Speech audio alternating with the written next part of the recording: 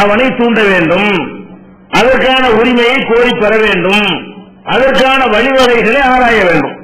அதே மாதிரி மனைவி இல்லறத்துக்கு தகுதி இல்லாதவர்களாக இருந்தால் அதை தகுதியானவர்களாக ஆக்குவதற்குரிய வழிவகைகளை ஆண்களும் சிந்திக்க வேண்டும், கண்டறிய வேண்டும்.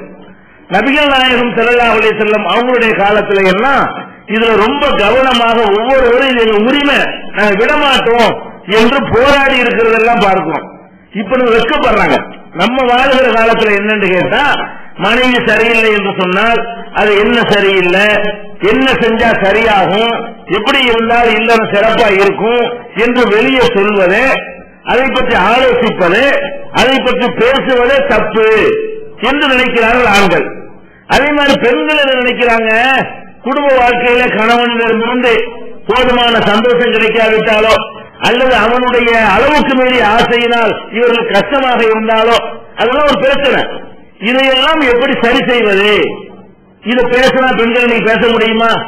இந்த 21ஆம் நூற்றாண்டுல கூட பேசுறதுக்கு முடியாது. அவ்வளவு மோசமான ஒரு செயல் என்று மக்கள் நினைத்துக் கொண்டிருக்கிறார்கள். ஆனால் நபிகள் நாயகம் ஸல்லல்லாஹு அலைஹி வஸல்லம் அவங்களுடைய காலத்துல எல்லாம் இது மாதிரி ஒரு விவகாரம் வரும்பொழுது நபிகள் நாயகம் ஸல்லல்லாஹு அலைஹி வஸல்லம் அவர்கள்ட்ட இந்த விஷயத்தை கொண்டு வந்து பஞ்சாயத்தாக ஆக்கி அதுக்கு தீர்வு பெற்றிருக்கிற காட்சியெல்லாம் பார்க்கிறோம். ஒரு பெண்மணி வருகிறார்கள், நபிகள் நாயகம் ஸல்லல்லாஹு அலைஹி வஸல்லம் அவங்கள்ட்ட வர்றாங்க. இந்த காலத்துல கூட போய் ஒரு ஜமாத்துல இதை பெண்ணு சொல்ல முடியாது. அப்ப 14 நூற்றாண்டுக்கு முன்னாடி நீங்க கற்பனை பண்ணி பாருங்க. ஒரு பெண்மணி வந்து சொல்றாங்க, அல்லாஹ்வுடைய தூதரே, இது புகாரில இடம்பெற்றிருக்கக்கூடிய ஆதாரப்பூர்வமான செய்தி, அல்லாஹ்வுடைய தூதரே, என்னுடைய கணவருடைய லா அசிபு அலா ஜௌஜி, என்னுடைய கணவரிடத்தில் நான் ஒரு குறையும் காணவில்லை. ஃபீ ஹுலுகின் வலா தீனின், அவருடைய நல்ல குணத்துல எனக்கு குறை இல்லை, அவருடைய மார்க்க நெறிமுறைகளில் எனக்கு குறை இல்லை.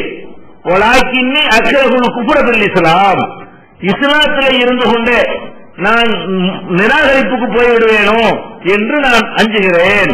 அவரோடு நான் வாழ்ந்தா ஒழுங்கான முஸ்லிமா எனக்கு வாழ முடியாது என்று நான் பயப்படுகிறேன் என்று சொல்கிறார். இது ரெண்டு அர்த்தம் உள்ள ஒரு சொல்லு. ஒண்ணு, அவருக்கு தாம்பத்திய வாழ்க்கையில ஈடுபட முடியல, இந்த மனைவியை திருப்திப்படுத்த முடியல என்கிற அர்த்தத்துக்கும் இதை சொல்லலாம். அல்லது அவர் அளவுக்கு மீறி சிரமப்படுத்துகிறாரு, அவருடைய ஆசைக்கு என்னால் ஈடு கொடுக்க முடியல என்கிற அர்த்தத்திலையும் இந்த சொல்லி இருக்கிறது. ஆனால் என்ன அர்த்தம் என்பதை இன்னொரு அறிவிப்புல வரும்பொழுது, அவரை என்னால் தாங்கிக் கொள்ள முடியலங்கிறாங்க அந்த அம்மா. அந்த அம்மா சொல்ற முதல்ல சொல்லும் போது நான் வெறுக்கிறேங்கிறாங்க. இன்னொரு அறிவிப்புல என்ன வருதுன்னு கேட்டா, அவருடைய ஆசைக்கு ஈடு கொடுக்க எனக்கு முடியல, அவர் ஒவ்வொரு அதிகமாக விரும்புகிறாரு, எனக்கு அது சிரமமாக இருக்கிறது, அது மீற வேண்டி வருது, மறுக்க வேண்டி வருது, அதனால நான் ஒரு கணவனுடைய கட்டளையை மீறின ஒரு குற்றம் ஆகிறேன், நான் பயப்படுகிறேன் அப்படின்னு சொல்றாங்க. அப்ப நபிகள் நாயகம் ஸல்லல்லாஹு அலைஹி வஸல்லம் அவரை கூப்பிட்டு விசாரிக்கிறாங்க.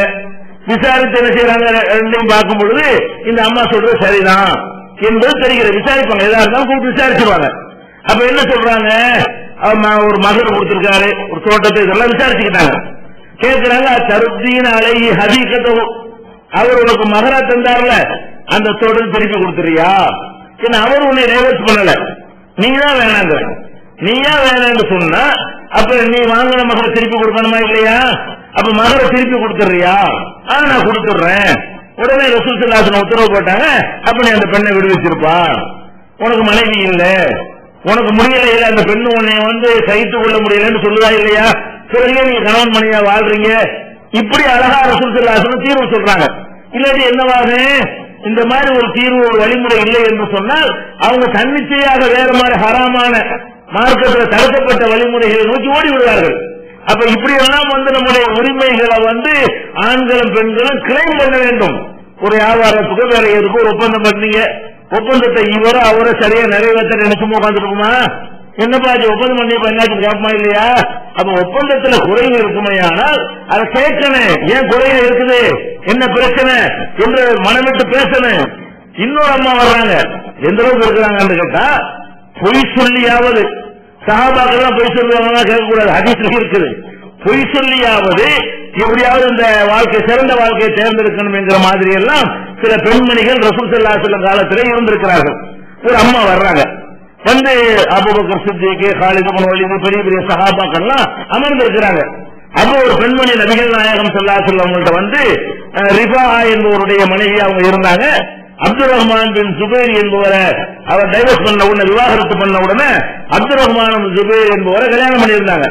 வந்து சொல்றாங்க அல்லாஹ்வுடைய தூதர்கிட்ட, அல்லாஹ்வுடைய தூதரே, நான் ஏற்கனவே ரிஃபான்னு ஒரு ஆளை கல்யாணம் பண்ணி இருந்தேன், அவர் என்னை விவாகரத்து பண்ணிட்டாரு.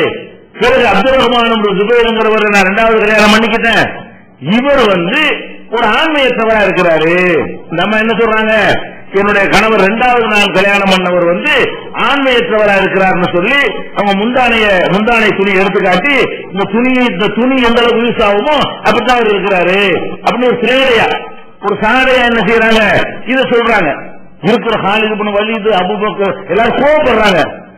என்ன வார்த்தை, அல்லாஹ்வுடைய ரசூல்கிட்ட என்ன இப்படி பச்சை பச்சை அந்த பொம்பளை பேசுறான்னு சொல்லி எல்லாரும் என்ன செய்யறாங்க, கோபப்படுறாங்க. நபிகள் நாயகம் ஸல்லல்லாஹு அலைஹி வஸல்லம் அதை கேட்டு சிரிக்கத்தான் செஞ்சாங்க. சிரிச்சு அவரை கூப்பிட்டாங்க. யாரு மேல புகார் சொல்லப்படுதோ அவரை கூப்பிட்டாங்க. அவர் இன்னொரு மனைவியின் மூலமாக அவருக்கு பிறந்த 2 பையங்களோடு வர்றாரு, 2 மகன்களையும் கூட்டிக் கொண்டு வர்றாரு. அப்ப ரசூல் ஸல்லல்லாஹு அலைஹி வஸல்லம் சொல்றாங்க, அவர்கிட்ட கேட்கறாங்க, இது யார், உன் பிள்ளைகளா? ஆமா, என் பிள்ளையதான். அப்ப ரசூல் ஸல்லல்லாஹு அலைஹி வஸல்லம் சொல்றாங்க, ஒரு காகத்துக்கு இன்னொரு காகம் எப்படி ஒப்பா இருக்குமோ, கலர்ல எல்லா வகையிலும் ஒப்பா தானே இருக்கு, மற்ற இனங்கள்ல எல்லாம் ஒரே மாதிரியா இருக்காது. தாய் ஆடு மாதிரி குட்டி ஆடு இருக்காது, தாய் மாடு மாதிரி குட்டி மாடு இருக்காது, தாய் கோழி மாதிரி குட்டி கோழி இருக்காது. காக்காய்க்கு மட்டும் எல்லாம் ஒரே மாதிரி தான் இருக்கும், எல்லா காக்காயும் ஒரே மாதிரி தான் இருக்கும். அதுதான் ரசூல் ஸல்லல்லாஹு அலைஹி வஸல்லம் உதாரணம் காட்டினாங்க. ஒரு தாய் காகத்துக்கும் குட்டி காகத்துக்கு எப்படி ஒத்துமையா இருக்குமோ அந்த மாதிரி உனக்கும் இந்த பிள்ளைகளுக்கு அவ்வளவு ஒத்துமை இருக்கப்பா, உன் பிள்ளைதான் பாரு. அப்ப ஏற்கனவே 2 பிள்ளை பெற்றவர்கள் ஆண்மையற்றவரா இருப்பாரு. அவர் ஏற்கனவே ஒரு மனைவி மூலமா 2 பிள்ளையும் பெற்றுக்கிட்டு அந்த பிள்ளைகளை கூட்டிகிட்டு என்ன செய்யறாரு, அல்லாஹ்வுடைய தூதர் வரும்பொழுது உன் பிள்ளையான்னு கேட்கிறாங்க.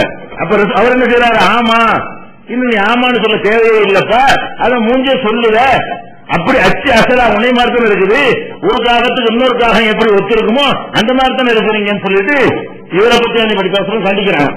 இந்த மாதிரி ஒரு ஆளை பத்தி நீ பொய்யா நீ சொல்றேன்னு கண்டிக்கிறாங்க.